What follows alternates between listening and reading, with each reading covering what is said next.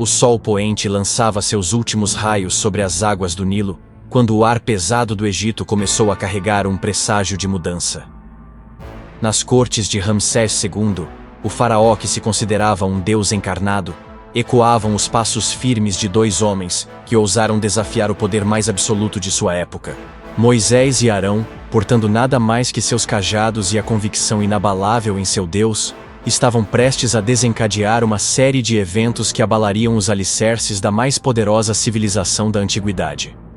O que se seguiria não seria apenas uma disputa política ou revolta de escravos, mas um confronto cósmico entre o Deus de Abraão, Isaque e Jacó contra todo o panteão egípcio, onde cada praga meticulosamente desenhada atingiria não apenas a terra e seu povo, mas o próprio coração do sistema de crenças que sustentava o império. A primeira investida divina veio nas águas que eram o sangue do Egito.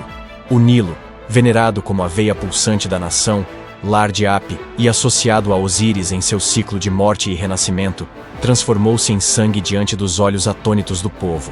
Não foi uma simples mudança de cor.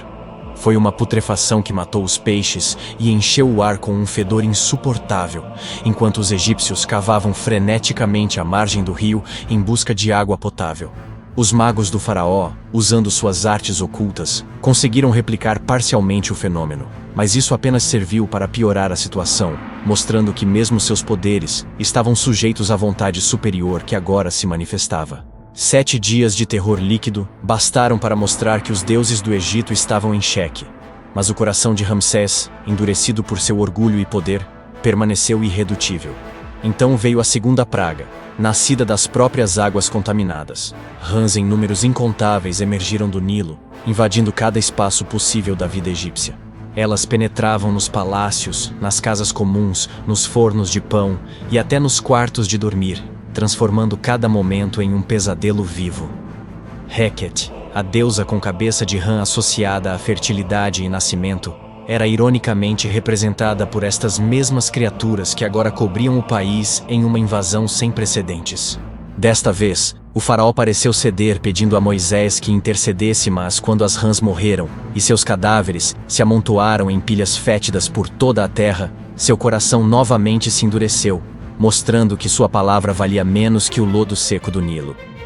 A terceira investida divina veio do próprio pó da terra, que se transformou em piolhos ao comando do cajado de Arão. Homens e animais foram cobertos pela praga minúscula que trazia consigo uma mensagem clara. Até a terra sob seus pés, associada ao deus Geb, não estava sob seu controle. Os magos, desta vez, não conseguiram replicar o fenômeno, e pela primeira vez reconheceram a derrota declarando: "Isto é o dedo de Deus." Mas o faraó, cercado por seus conselheiros e pela própria arrogância, se recusou a ouvir. Mesmo quando seus sacerdotes, cobertos de feridas e impurezas ritual, não podiam sequer realizar seus cultos aos deuses, já tão humilhados. A quarta praga trouxe uma distinção clara entre opressores e oprimidos. Enxames de moscas devoradoras cobriram o Egito, penetrando em cada fresta, contaminando cada alimento, tornando a vida insuportável, exceto na terra de Gósen, onde habitavam os hebreus. Pela primeira vez, o juízo divino fazia separação entre os povos, mostrando que o Deus de Israel não era simplesmente uma força da natureza a ser temida, mas um ser com vontade própria que protegia os seus.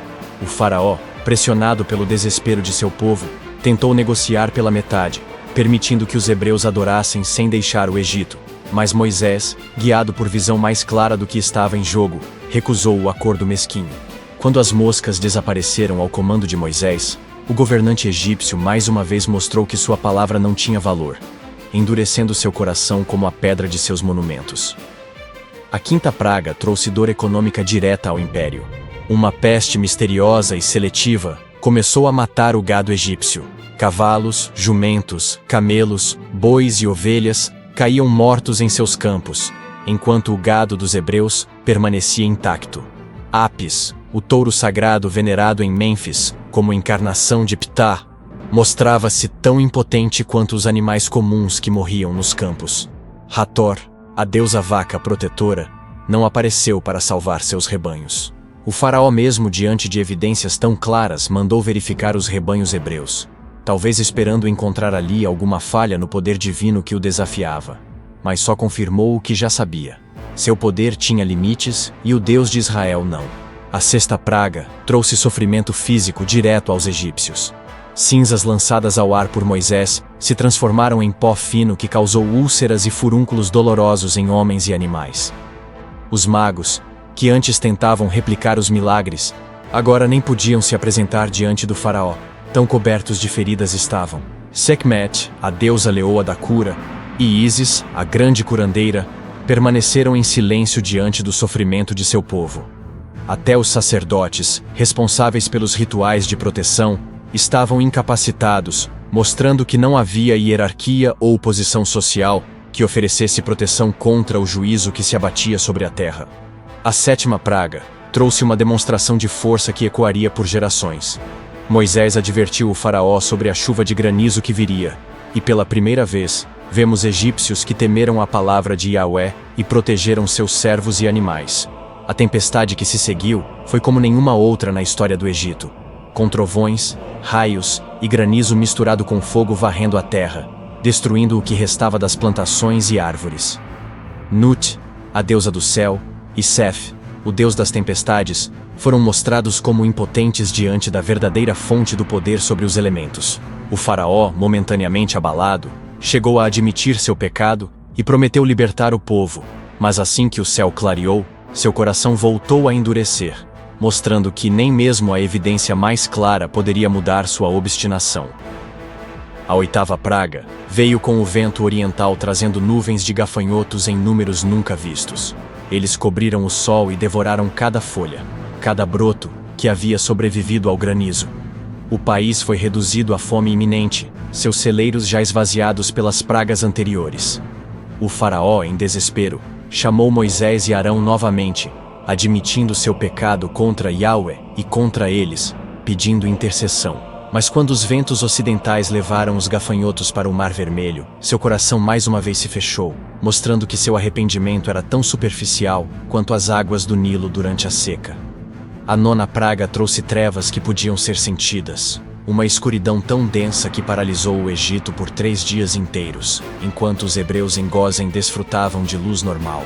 Ra, o deus Sol, Amon, o rei dos deuses associado ao Sol, e Horus, o deus do céu, foram todos humilhados por esta praga que mostrava quem realmente governava a luz e as trevas.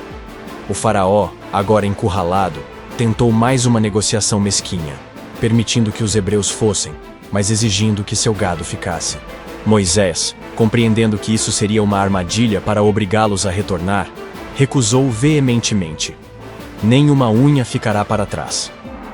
A 10ª e mais terrível praga foi anunciada com solenidade por Moisés. À meia-noite, o anjo da morte passaria pelo Egito e mataria todo o primogênito, desde o filho do faraó até o do cativo na prisão, e as primeiras crias dos animais. A única proteção seria o sangue de um cordeiro marcado nas portas, sinal para que o destruidor passasse por aquela casa. Enquanto os hebreus seguiam meticulosamente as instruções em uma cerimônia que mais tarde seria conhecida como Páscoa, os egípcios enfrentaram o luto mais amargo de sua história. Naquela noite fatídica, um grito coletivo ergueu-se em todo o Egito, pois não havia casa onde não houvesse um morto. Até o palácio real foi atingido, e o herdeiro do trono, destinado a ser um deus entre os homens, jazia sem vida. Foi neste momento de dor indescritível que o faraó finalmente cedeu, não apenas permitindo, mas ordenando que os hebreus saíssem. Após séculos de escravidão, em uma única noite, tudo mudou. Os egípcios, antes opressores, agora suplicavam que os hebreus partissem rapidamente, presenteando-os com ouro, prata e vestes, como que tentando apaziguar o poder que haviam desafiado por tanto tempo. A saída foi tão apressada que o pão não teve tempo de fermentar, dando origem ao pão ázimo que seria lembrado por gerações. Mas a história não terminou ali. O coração do faraó, mais uma vez endurecido, ao ver que seu poder e mão de obra estavam escapando, levou-o a perseguir os hebreus com seu exército, culminando no milagre da travessia do Mar Vermelho, onde as águas se abriram para o povo de Deus e se fecharam sobre os carros e cavaleiros do Egito. Neste momento final, o maior exército do mundo foi derrotado não por estratégia militar, mas pelo mesmo poder que havia enviado as pragas, completando a demonstração de que nem faraós, nem deuses, nem impérios podem resistir à vontade do Deus verdadeiro quando ele decide libertar seu povo. E você, o que achou dessa história? Deixe nos comentários, curtam e compartilhe para que mais pessoas conheçam essa história. Até o próximo vídeo.